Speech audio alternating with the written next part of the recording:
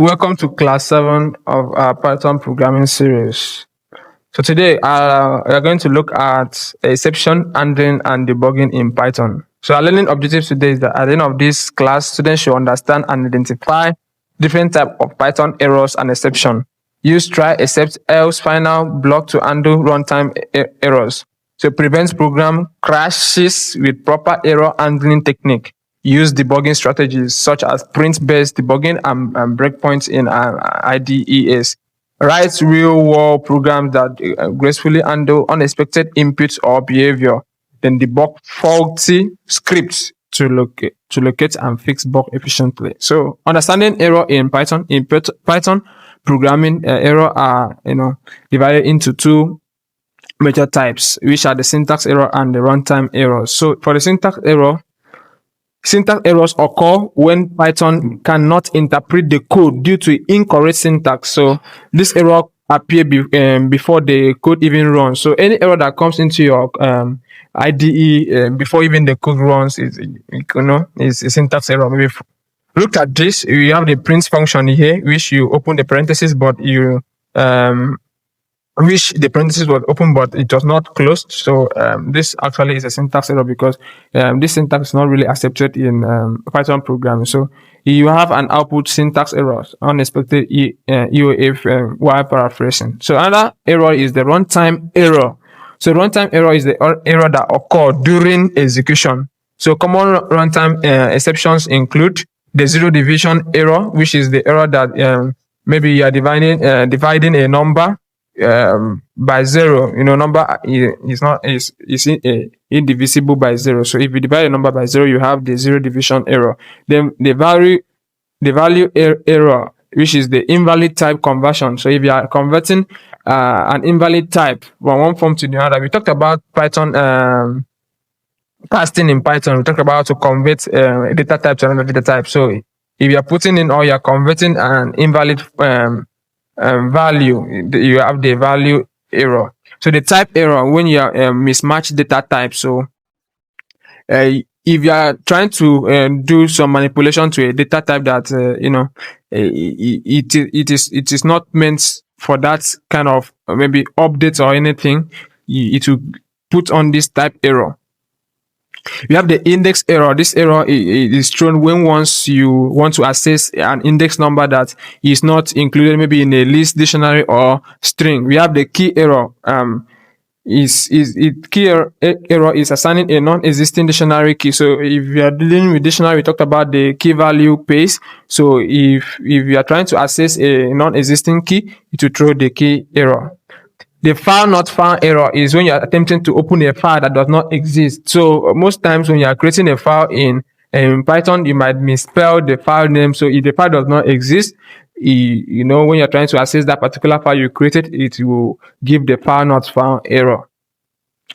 But there are ways you can handle exception in Python programming. So in Python programming, if you are using Python for backend, when your software or your web application crashes, it might reveal some sensitive information to the users or the attackers. So it is advisable that you use some error handling technique, so that even if the user tries to input some things that were not meant to be handled by the program won't break automatically.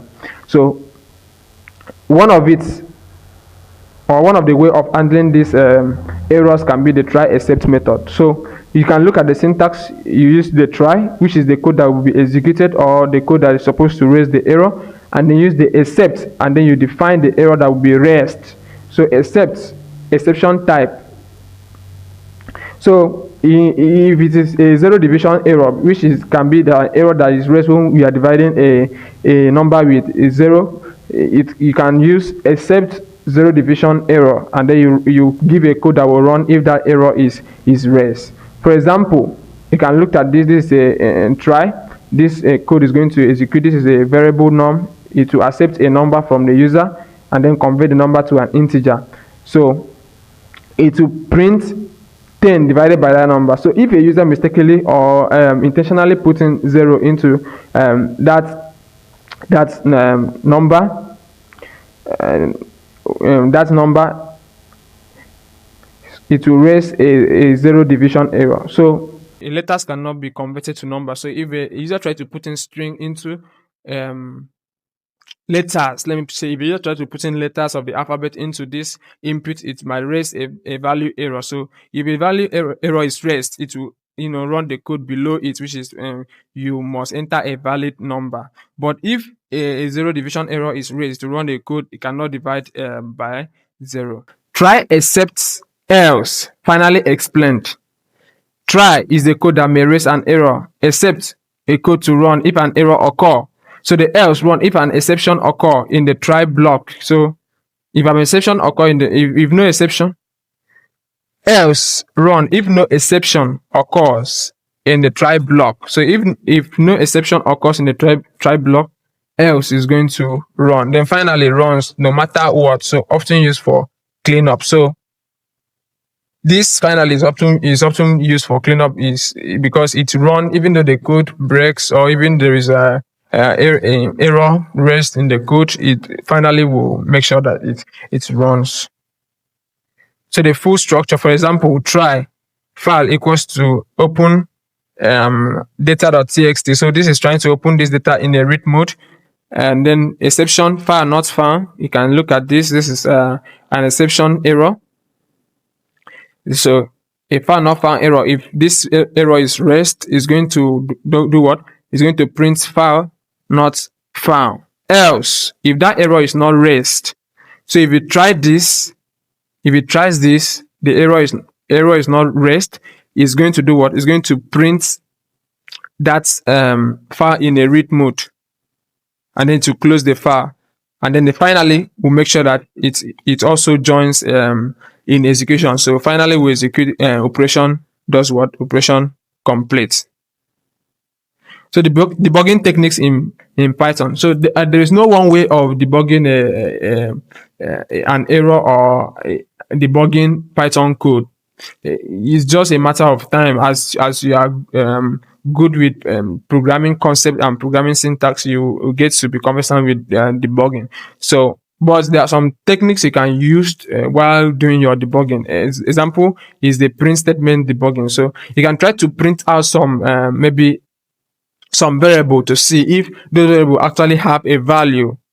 You understand? So print statement will actually output that the value of that variable. So to actually see if that variable has a value. So because if the variable does not have a value, when you are using it in a program, it might not actually work. So if you are returning A divided by B, you can try to print out the A and print out B as well to actually see the value of both variable. Okay, this is the code that will run.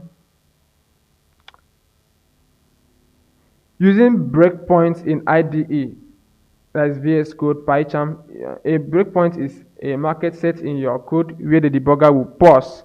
From there, you can do what? Inspect variable values, step through code line by line, check all stacks and memory, identify logical or runtime errors. So how can you use this? You click the margin left of a code line number to set a break, run the script in debug mode, and then use step over, that's F10, or step into, that's F11, and continue, which is a F5 command. So basically this is how to use a breakpoint in IDE. So that is where we are going to stop for the theoretical part.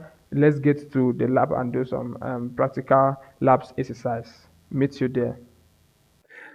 Okay guys, welcome to our VS Code. We are going to do some practices on error handling in Python. So we are going to start with syntax error. We see that syntax error are errors that is raised maybe when you are writing your code. So for example, if we have this name equals to Daniel Puyo, and then you try to print this name, print name,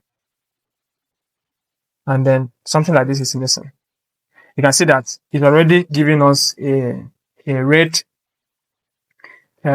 indication that this thing is not complete. So this is a syntax error because even without running the code, the code is already telling you that, or the IDE is already telling you that there is a problem here. So this is a syntax error. So That is it. So the another one that I want you to take note of is the value error. So if you print this out, we have done a layer. But if you now say, okay, name one, you can see we have name error because the name is not defined. Name is not defined. So this is one of the error, name error, that occurs if you are trying to access a name that you did not define, or the variable that is not available in the code. Okay, so let's move on. Zero division error. Zero division error is when you are trying to divide a number, let's say by 0. So if num1 is 9, and then num2 is equals to 0. So this is an example of a runtime error, because this runtime error actually occurs when you are running the program. So if we are going to print num1 divided by num2, it might seem that there is no problem because it is not indicating any red sign or telling us that we have an issue. But if you try to run this code, you discover that we have a zero division error, which is trying to tell us that this number cannot be divided by 0. We have so many other type of error, like the 5 errors and the rest. So let's just try one thing else. Let's say name equals to Daniel, and then we try to say num1 equals to name int name. Then we try to print num1. So we try that we can see that we have a valid error because invalid literal for int with base 10. So you cannot actually convert letters to an integer. So that will raise a value error. So let's see how we can actually work with this error and then handle it in a better way. So for example, the zero division error, I'm just going to copy this and then paste it here. Okay, so before then I will just do this try. That means it's going to try this block of code. It's going to try this block of code. If there is an error, that means except zero division error. So if there's zero division error, it should print something like cannot be divided by 0. So you can see that. So instead of the code to just break, we have this as our output, cannot be divided by 0. So that is that for exception. So you can look at this function. This function is get h, which is going to get a h from a user. So in the try statement, in the try, we are going to get h from the user because it's telling us h, and to store it in this variable to print out the h, you are this number of years old. But if there is a value error, it's going to print what invalid input. Please enter a number. Every other error, that's why we use exception as e. So it's going to print unexpected error. Then finally, it will print this also. So no matter what happened, it's going to print out this particular line of code. So let's just run the code, and it's asking us for age. Let's say 12. You can see that you are 12 years old, and then it's giving us the invalid input validation complete, which is what is happening in our finally keyword. Okay, so let's try some pretty things, and then let's say we use Daniel as age. So you can see that invalid input, please enter a number. That means you have raised this error, a valid error. So you have raised a valid error. So let's just try to raise other errors. Let's say true, false. No, let's just try something like that. Invalid input is still a valid error that we have raised. So every other error in this, apart from the valid error, let's try this. Equals. Okay, it's still valid error that we have raised. So every other error apart from the valid error is going to print out the unexpected error. So thank you for watching up to this level, and I hope to see you in our other series. Until then, one love.